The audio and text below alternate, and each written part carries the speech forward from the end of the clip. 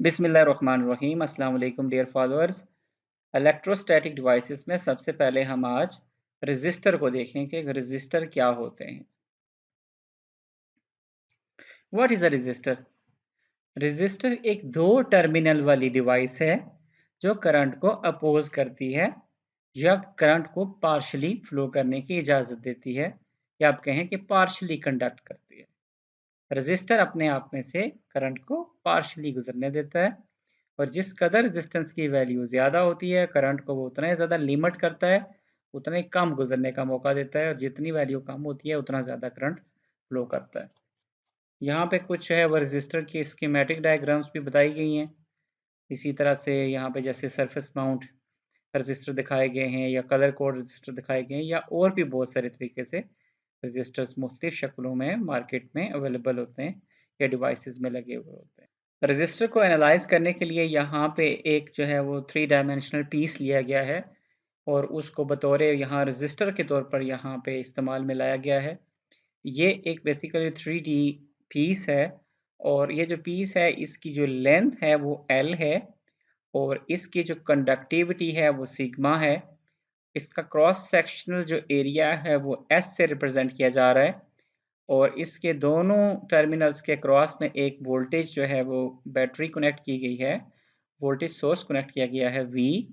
और जब ये वोल्टेज सोर्स इसके क्रॉस में कनेक्ट किया जाएगा, और क्योंकि ये एक पार्शली कंडक्ट भी इसने करना है, लिहाजा एक लूप कंप्लीट होगा और करंट फ्लो करेगा I इसमें से।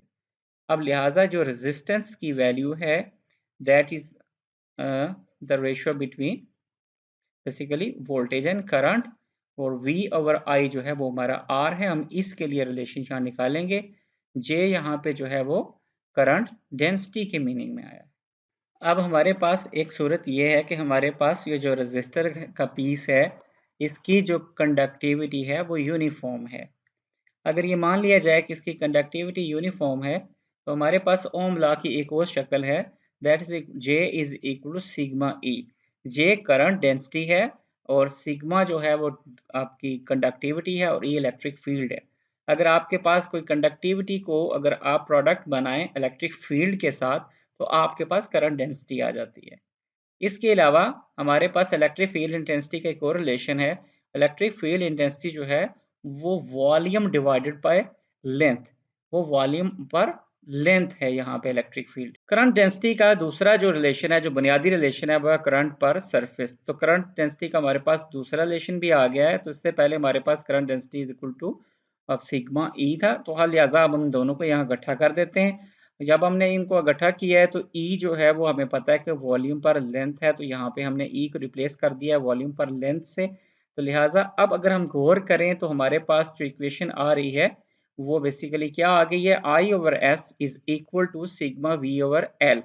अब हमें पता है कि जो रेजिस्टेंस है वो क्या है, रेजिस्टेंस V ओवर I होती है। तो लिहाजा हम रिलेशन में क्या करेंगे कि VI को यहाँ नीचे ले आएंगे, और ये रो और L को उस तरफ ले जाएंगे। रो उस तरफ जाके नीचे चली जाएगी और L उस तरफ जाके ऊपर आ जाएगा। तो लिहाजा रिलेशन क्या बन जाएगा, L ओवर सिग्मा S।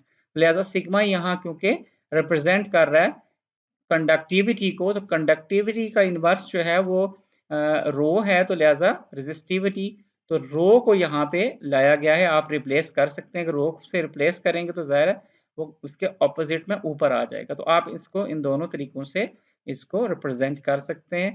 तो इस तरह से आप यूनिफॉर्म कंडक्टिविटी का रिलेशन डिराइव कर सकते हैं। अब हम देखते हैं कि अगर आपकी कंडक्टिविटी नॉन यूनिफॉर्म हो तो फिर क्या होगा।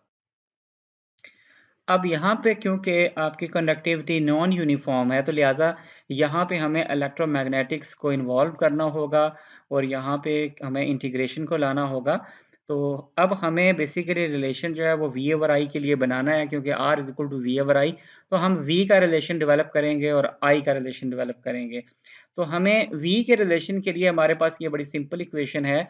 अगर आपके पास अगर आपको फील्ड मालूम हो, और अगर अलॉन्ग लेंथ अगर लाइन इंटीग्रल लें, तो लिहाजा वो जितने भी अलॉन्ग लाइन लेंथ जो है वो E डॉट डी एल है, वो बेसिकली आपके उस पोटेंशियल के इक्वल हो जाता है, जो कि V के इक्वल है। ठीक है, लिहाजा इसी तरह करंट के लिए अगर इक्वेशन लाना हो, तो आपको पता है कि करंट जो होता है वो क्या होता है, वो बेसिकली प्रोडक्ट होता है किसका, करंट डेंसिटी और सरफेस का। तो लिहाजा अगर जे डॉट डी एस के तमाम जो क्रॉस सेक्शंस हैं, सरफेस पैचेस हैं, वो सारे सरफेसेस के लिए जाएं, तो सबको इंटीग्रेट किया जाए तो आपके पास टोटल करंट आ जाएगा। तो लिहाजा हम या रिलेशन जे के हिसाब से लिख सकते हैं, या जे आपको पता है is equal to sigma E होता है, तो लिहाजा या सिग्मा ई के हिसाब से लिख सकते हैं। अगर आपको जे मालूम है तो आप जे डॉट ई एस से करंट मालूम कर सकते हैं, और अगर आपको ई सिग्मा ई मालूम है तो आप सिग्मा ई के प्रोडक्ट के हिसाब से उसका डॉट प्रोडक्ट ले लें सरफेस के साथ, तो आपको फिर भी करंट मालूम हो जाएगा। इस तरह से हमारे पास करंट का रिलेशन भी आ जाता है, वोल्टेज का भी आ जाता है। अगर वी और आई आप निकालें, इनको ऊपर नीचे करें, बेसिकली रफली लिखें, लेकिन आपके पास एक रिलेशन डेवलप हो जाएगा नॉन लीनियर कंडक्टिविटी का। अब किसी भी रेसिस्टर को एनालाइज करने की जो रेसिपी है वो यहाँ पे 6 स्टेप्स में बताई गई है, और उसमें सबसे पहले आपने ये करना है कि आपको ये पता होना चाहिए कि आपने किस कोऑर्डिनेट सिस्टम के अंदर काम करना है। सबसे पहले आपको कोऑर्डिनेट सिस्टम चूज करना होगा। उसके बाद आप ये करें कि जो आपके कंडक्टर के टर्मिनल्स हैं उनके अक्रॉस में कोई भी पोटेंशियल डिफरेंस की वैल्यू को एज्यूम कर लें। मिसाल के तौर आपको वी नॉट जो है एज्यूम कर लेते हैं। उसके बाद आपने क्या करना है, इलेक्ट्रिक पोटेंशियल V मालूम करना है, जो लेप्लास इक्वेशन को इस्तेमाल में लाते हुए, ये लेप्लास इक्वेशन यहाँ पे दी गई है, इसको इस्तेमाल में लाते हुए आपने इलेक्ट्रिक पोटेंशियल मालूम करना है। इसके बाद आपने इलेक्ट्रिक फील्ड E मालूम करना है, यूजिंग दिस पोटेंशियल ग्रेडियंट वाले फार्मूले से आपने आपने E मालूम करना है। जब आपको E मालूम हो जाएगा, उसके बाद आपने क्या करना है, I मालूम करना है, और I का रिलेशन जो है अभी पहले थोड़ी देर बताया गया है, और सिग्मा ई के जरिए भी मालूम किया जा सकता है, और जे के मालूम के जरिए भी मालूम किया जा सकता है।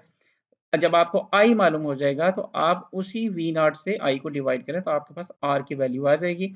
ये वी नॉट की वैल्यू जो है ये चेक के लिए, आपके सेल्फ चेक के लिए, ये कोई भी वैल्यू हो सकती है। तो इस तरह से आप जो है एग्जाम्पल्स आगे मैं आपको दिखाऊंगा, उसके ज़रिए से आपको ये मज़ीद चीज़ वाज़े हो जाएगी। यहाँ पे आपको एक पैरेलल प्लेट रेजिस्टर दिखाया गया है। आप देख सकते हैं कि ये बेसिकली एक क्यूबॉइड शेप में है, और यहाँ सिग्मा जो है वो इसकी कंडक्टिविटी है, और इसकी जो हाइट है वो बेसिकली जो लेंथ है वो Z1 से Z2 जो है वो D है। तो लेंथ यहाँ पे इसकी D है, लिहाजा S जो है इसकी सरफेस है।